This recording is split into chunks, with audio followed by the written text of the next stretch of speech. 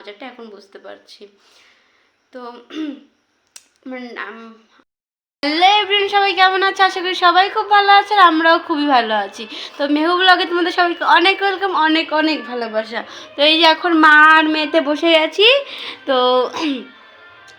আজকে মেহু অনেক সকালে উঠে গেছে, উঠে না খেলা করছিল, আর আমার এদিকে কাজ বাজ সব কমপ্লিট হয়ে গেছে। তো এখন এই যে বসে আছে, এখনও খাওয়া দাওয়া কিছু হয়নি, খেতে হবে। আর ওই কি বলে মানে এখানকার, আমরা তো কলকাতা খিচুড়ি স্কুল বলে, তো এখানে না খিচুড়ি স্কুল বলে আঙ্গনবাড়ি বলে। তো প্রত্যেক মঙ্গলবারে ওই একটা পাউডার আর মানে প্রত্যেক না, মাসে 2টো মঙ্গলবারে মানে কী হয়েছে বাদামের খাজা আর একটা পাউডার দেয়। তো সেটাই না রুটিটা বানাবো আজকে। তো তোমরা ভিডিওটা দেখতে থাকো আর আমাদের সঙ্গে থাকো। এখনও মেহু ঘুমায়নি, ঘুমাবে, তারপরে রুটিটা বানাতে যাবো। ওদিকে মেহুকে না ওর পাপার কাছে রেখে আমি ওই যে চলে আসলাম বিছনা ওঠাতে। আর কি বলতো, এই বেডশিটটা না আজকে চেঞ্জ করবো, ওটা ধুতে হবে। আর নতুন একটা বিছনার চাদর পেতে নিলাম। আর ওদিকে না তানিশা বলছে, ভালো নাম তো তানিশা। আমরা কি বলতো বাড়িতে তানিশা করি, তো এর জন্য না মুখে চলে এসছে। তো ওকে না ওর বাবার কাছে দিয়ে এসেছি। আর এদিকে দেখো ওর বিছনার চাদরটাও নাচা হয়ে গেছে। আর এই যে এসে গেছে এখন রান্না করতে, কী রান্না করি ভাবছি। তো এটা দেখি কি মানে এইখানে আঙ্গনবাড়ি থেকে এই পাউডারটা দিয়েছে আমাকে। মানে সোনা যখন পেটে এসছে তখন থেকে না আমাকে এটা দিত। এটা আর মানে এগুলো কত মানে 6-7টা দেয় এরকম প্যাকেট, আর বাদামের খাজা দেয় এরকম 12টা করে, এরকম মাসে 2বার মানে মঙ্গলবার করে দেয় এই পাউডারটা দেয়। তো এটার রুটিন এখনও আমি একবারও বানাইনি, মানে আমাকে মা একবার বানিয়ে দিয়েছিল। আর এটা না খেতে না মিষ্টি মিষ্টি লাগে, মানে এর মধ্যে অনেক কিছু মেশানো থাকে, ওই সুজি, তারপরে চিনির গুঁড়ো, অনেক কিছুই মেশানো থাকে। মানে আমি তো এত কিছু নাম জানি না, কিন্তু অনেক কিছু থাকে। তা ওটা না আমি একটু মানে পাউডারটাই শুধু খেয়ে দেখলাম, তো দেখলাম হ্যাঁ মিষ্টি মিষ্টি আছে। আর রুটিটা বানালেও না কেমন মানে হালকা হালকা একটু ওষুধ গন্ধ হয়ে যায়, মানে রুটিটা না বেশি একটা ভালো লাগে না। তো আজকে একটু আমি ট্রাই করলাম যে কেমন লাগে। তো এটা না মানে অনেক রকমভাবে এই করা যায়। আর এখন আমি তো এডিট করছি, মানে ভয়েস দিচ্ছি, আর মেহুন এখন জেগে আছে, তো ওরই আওয়াজ পাচ্ছ তোমরা। আর এই যে মানে গোলাচ্ছি না, তখন দেখি কি মানে শক্ত হয়ে গেছে। আর এই যে রুটিটা আমি বানিয়ে নিচ্ছি, আর না এত ভেঙে চুড়ে পুরো একাকার হয়ে গেছিলো, মানে এখন তো দিচ্ছি সুন্দর। আর এই যে চলে আসলাম এখন এই যে জামা কাপড় ধুতে সোনার। আর ওর না বেশি জামা কাপড় হয় না, মানে খুব কমই হয়, তো আমার ধুতেও সুবিধা হয়। আর তোমাদের দাদাভাই তো এই কদিন ধুচ্ছিলো, কিন্তু ওকে তো আর প্রতিদিন ধোয়ানো যাবে না, আর ও কদিন বা ধোবে বলো।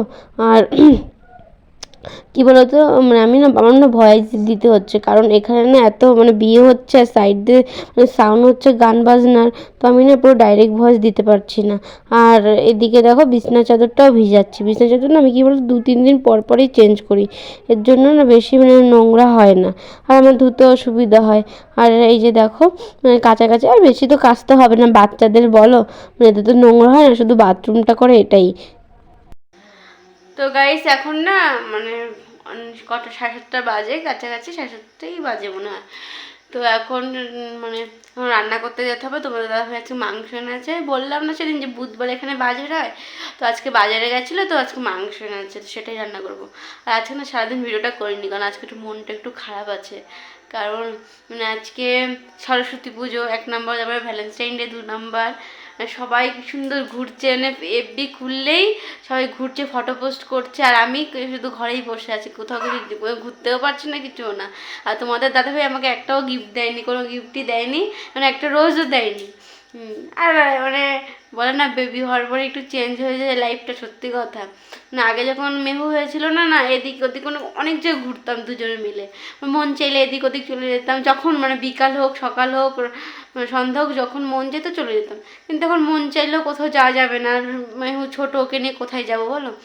তো যাই হোক এখন মানে এইভাবে ম্যানেজ করতে হবে। মেহু যখন বড় হবে তখন 3জনে মিলে ঘুরবো, তখন মজাটা একটু আলাদা হবে। করবো না, আর এখন আর চিকেন করবো, তো তোমরা দেখতে থাকো। এই যে রান্নাঘরে এসে মাংসটা ম্যারিনেট করে প্রথমে লবণটা দিয়ে নেব, তারপরে হলুদটা দেবো, আর এই লঙ্কা গুঁড়োটা দেখছো না, এটা না আমি বাড়িতেই ভাঙিয়েছি, মানে লঙ্কার গুঁড়ো গরম মশলা সব না বাড়িতেই মানে এই করা, মানে ভাঙানো, মিক্সি করেছি।